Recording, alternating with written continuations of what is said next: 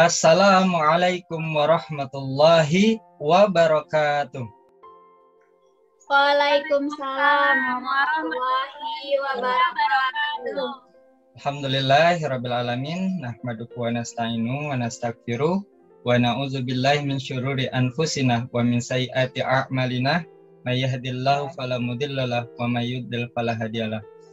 Alhamdulillah, hari ini bagaimana kabarnya hari ini?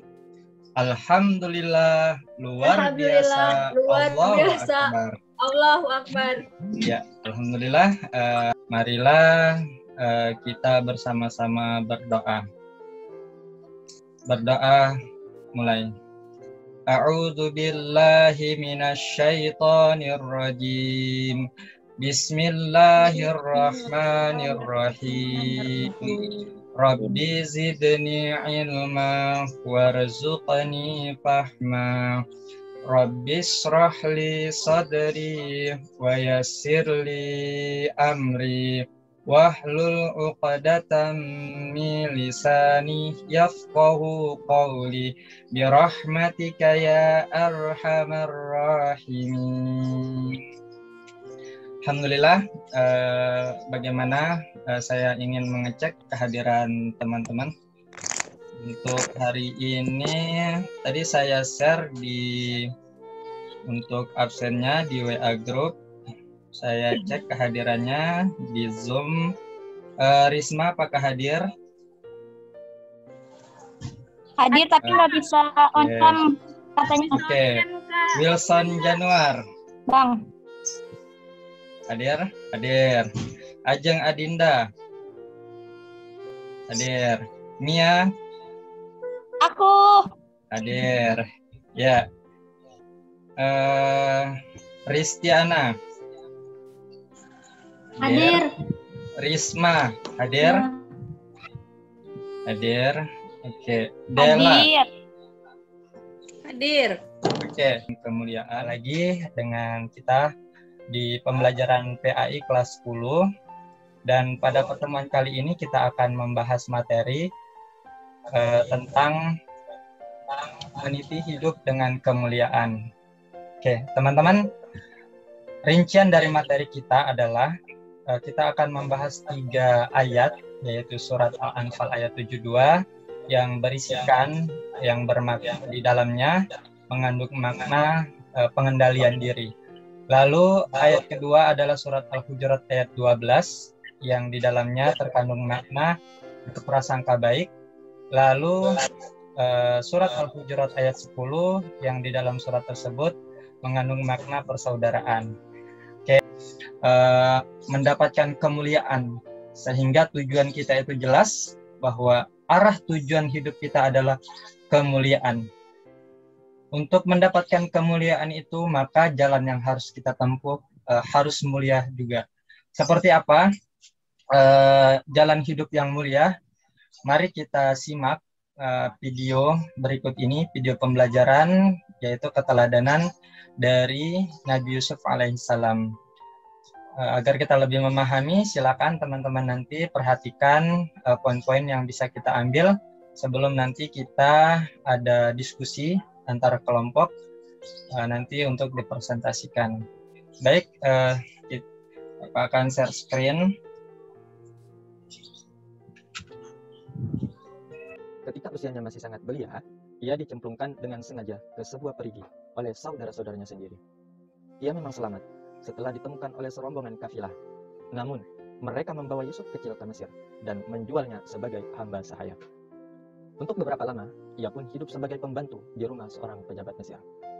Sejalan dengan usianya yang tumbuh dewasa, ujian pun mendatanginya. Istri si pejabat bersiasat merayu dan menggoda si tampan Yusuf. Inilah ujian yang amat berat, karena justru Yusuflah yang menjadi tertuduh melakukan perbuatan mesum kepada majikannya. Kata Yusuf, "Wahai Tuhanku, penjara lebih aku sukai daripada memenuhi ajakan mereka kepadaku." Quran Surat Yusuf ayat 33. Seperti yang kalian ketahui, Nabi Yusuf alaihissalam pun akhirnya memang dipenjara. Inilah episode memilukan dari kehidupan manusia. Apa yang selanjutnya terjadi terhadap Nabi Yusuf alaihissalam? Apakah ia terpuruk? dan tenggelam dalam kesengsaraan. Tidak, tetapi lihatlah, penjara justru menjadi batu ujian terhadap kenabian Yusuf alaihissalam. Dan yang lebih membahagiakannya adalah melalui episode itu Allah Subhanahu wa Ta'ala mempertemukan kembali Yusuf dengan orang tua dan saudara-saudaranya. Catatlah 3 istilah kunci: pengendalian diri, prasangka baik, dan persaudaraan. Nabi Yusuf alaihissalam adalah seorang terpuji karena kemampuannya mengendalikan diri untuk tidak memenuhi nafsu setan istri seorang pejabat Mesir. Lagi, ia pun berhasil mengendalikan diri untuk tidak secara semena-mena menuntut balas atas saudara-saudaranya yang telah berbuat keji terhadap dirinya. Padahal kalau mau sebagai pejabat tinggi pasti sangat mudah baginya menuntut balas. Di saat-saat ia menanggung cobaan berat dengan dibuang ke perigi, dilelang sebagai hamba sahaya, dan dipenjara karena dituduh memerkosa, tidaklah pernah ia berprasangka buruk kepada Allah Subhanahu wa Ta'ala atas takdir yang menimpanya. Ia pun tidak menaruh prasangka buruk terhadap saudara-saudaranya yang keji. Justru Nabi Yusuf alaihissalam memilih untuk menghimpun mereka dalam keutuhan keluarga yang penuh persaudaraan. Wah, teman-teman, sangat menginspirasi sekali ya cerita yang tadi kita tonton.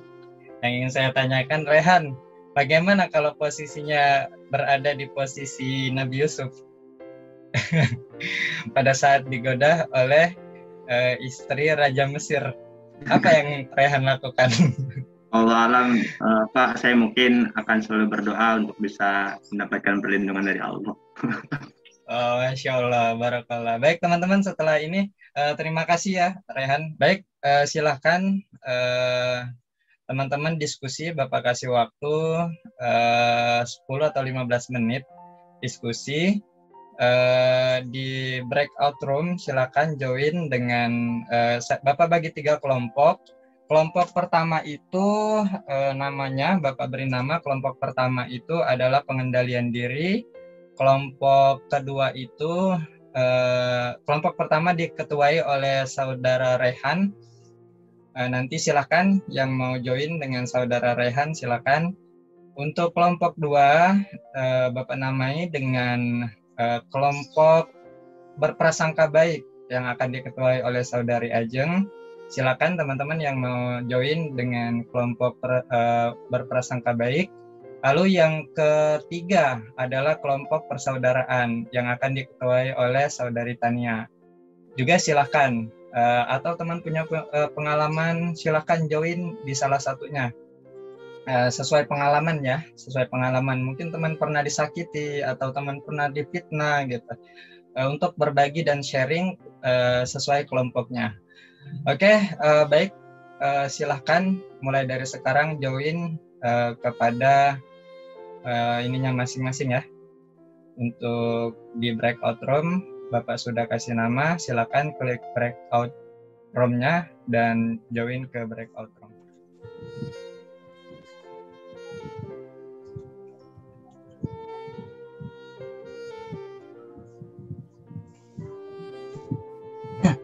Oke, sudah kembali ya.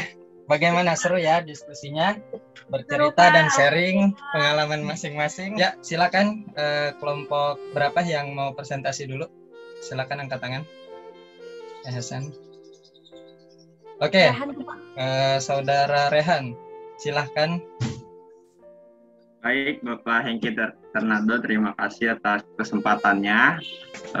Saya coba untuk menjelaskan tentang pengendalian diri dari kisah Nabi Yusuf yang tadi sudah kita saksikan bersama-sama. Jadi dalam kisah Nabi Yusuf yang kita ketahui bahwa di situ banyak sebuah atau ajaran ya, pelajaran yang bisa kita ambil. Salah satunya adalah ketika Nabi Yusuf dicemplungkan ke dalam sumur, ya, di mana kita bisa mengambil pelajaran bahwa kita harus memiliki sifat sabar, ya, sabar terhadap orang-orang yang sudah mengejek kita, yang sudah mencemooh kita, yang sudah menjelek-jelekan kita. Mungkin dengan sifat kesabaran itu menjadi tolak ukur kita di hadapan Allah Subhanahu wa Ta'ala. Assalamualaikum warahmatullahi wabarakatuh. Waalaikumsalam warahmatullahi wabarakatuh. Luar biasa, terima kasih ya, tepuk tangan buat Saudari Rehan dan kelompok 1. Terima kasih sudah berupaya menjelaskan dan tepat sekali apa yang dijelaskan oleh saudara Rehan. Baik, terima kasih. Kelompok berapa lagi setelah ini yang mau presentasi? Kelompok 2, Pak. Kelompok 2. Silakan kelompok 2. Assalamualaikum warahmatullahi wabarakatuh. Assalamualaikum warahmatullahi wabarakatuh. Ya. Dari video yang telah ditampilkan tadi, kisah Nabi Yusuf, implementasi contoh yang dapat diterapkan dalam kehidupan sehari-hari, itu yang pertama, kita bisa memberikan apresiasi atas prestasi yang telah dicapai oleh teman atau orang lain. Terima kasih. Oke, luar biasa. Tepuk tangan buat kelompok 2. Terima kasih sudah menjelaskan di lingkungan. Baik, berarti tinggal satu kelompok. Silakan untuk menjelaskan kelompok 3. Ya, Pak.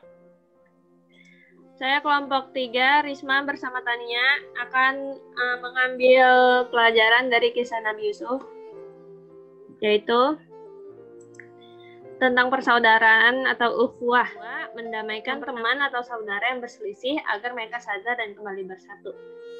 Kiranya itu, Pak, yang tadi sudah didiskusikan. Oke, luar biasa. Tepuk tangan ya buat kelompok 3. Oke, ada yang bisa menyimpulkan dari dari semua presentasi teman-teman? Silakan yang bisa menyimpulkan pembelajaran hari ini. Rehan. Oke, silakan Saudara Rehan.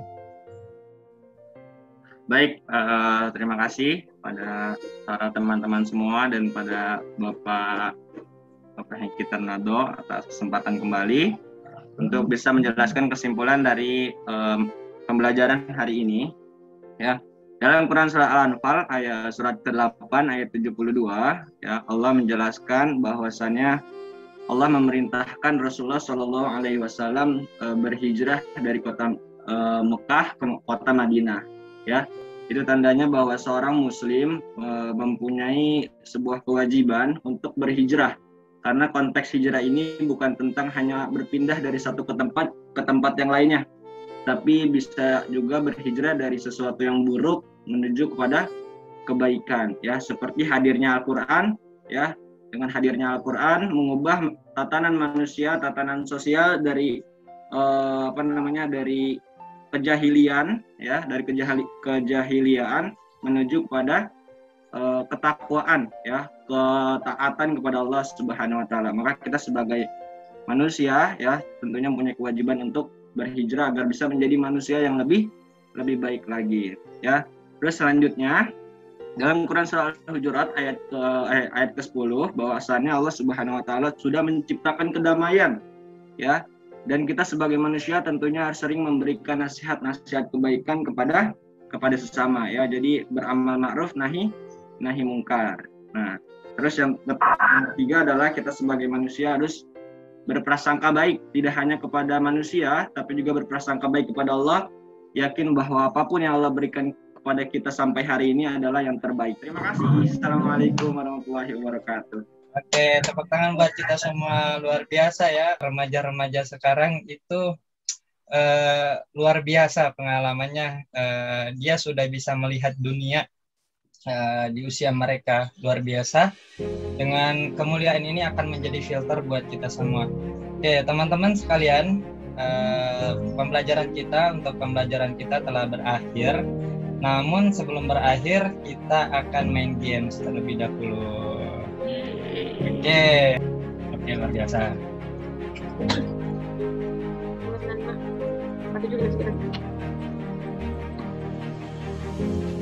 Sudah, Pak, saya Oke, sudah dan semua kita start ya. Ya, Pak. Kita main, sudah gimana bergabung? Gimana cara mainnya, Pak? Oke. Mau pertanyaan? Ya, silakan lihat. Waktu menjawab 10 detik. Saya nggak tahu main berapa. Ini satu kali ya? Oke. Merasa sedih. Susah banget, Pak. Tuh, saya pusing. Ya, Pak. Kan berapa tahu, Pak?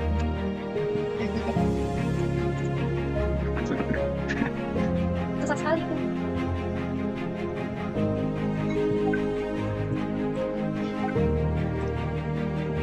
Tanya. Pertanyaan kedua. Wilson. Apa nih? Siapa? Oh, dari mana? Di mana mana? Wakina ada benar. Apa ya? Mana kalau ada tulisan itu? Ada. Berapa nih? Berapa sih? Oh, 2, 1. Ya Allah. Alex answer. Dari betul sama saya, Pak. Mantap Pak, saya Pak. Oke, Wilson, cakep. Cewek-ceweknya pada sebel banget ya. Otaknya panas Pak. Kan yang menjawab tadi. Oke, silakan pertanyaan berikutnya. Banyak banget Pak. Berikut ini ada 5 pertanyaan ya, ada 5 quiz ya. Silakan waktu menjawab sudah berjalan 7, 6, 5, 4, 3, 2, 1. Oke, time's up. Lihat, mulai terbuat. Nah, Siapa? Wilson tinggal jawab satu. Biasanya tadi kenapa itu apa? Ini alih lagi, Wilson. Yeay, selamat ya buat Rizkana. Ya, makasih. Akan mendapatkan hadiah Bapak ya. Luar biasa. Oke, teman-teman. ada ya? Tadi dia jimba. Baik ya, terima kasih kebersamaannya. Hari ini saya sangat bersyukur dan sangat menyenangkan melihat kalian semuanya dalam keadaan sehat. Untuk pertemuan berikutnya, silakan teman-teman 1 minggu ke depan amati pergaulan sosial di lingkungan, tapi bukan untuk mengintimidasi ya. Untuk diri kita pribadi, karena sejatinya 99,9% hal yang di luar diri kita itu tidak bisa kita kontrol. Namun diri kita lah yang harus kita kontrol sepenuhnya, sehingga dapat sejalan dengan apa yang kita pelajari hari ini, yaitu meniti hidup dengan kemuliaan. Silakan amati sosial yang ada di lingkungan teman-teman masing-masing, amati, analisa, dan kaitkan dengan pembelajaran kita pada hari ini. Bisa dengan video, bisa dengan melihat apa saja yang teman-teman dan teman-teman silakan ambil kesimpulan dari peristiwa yang terjadi di lingkungan masing-masing. Terima kasih atas kebersamaannya. Kita tutup dengan lafaz hamdalah dan doa penutup majelis. Alhamdulillahirabbil alamin. Subhanakallahumma wa bihamdika asyhadu an la ilaha illa anta astaghfiruka wa atubu ilaik.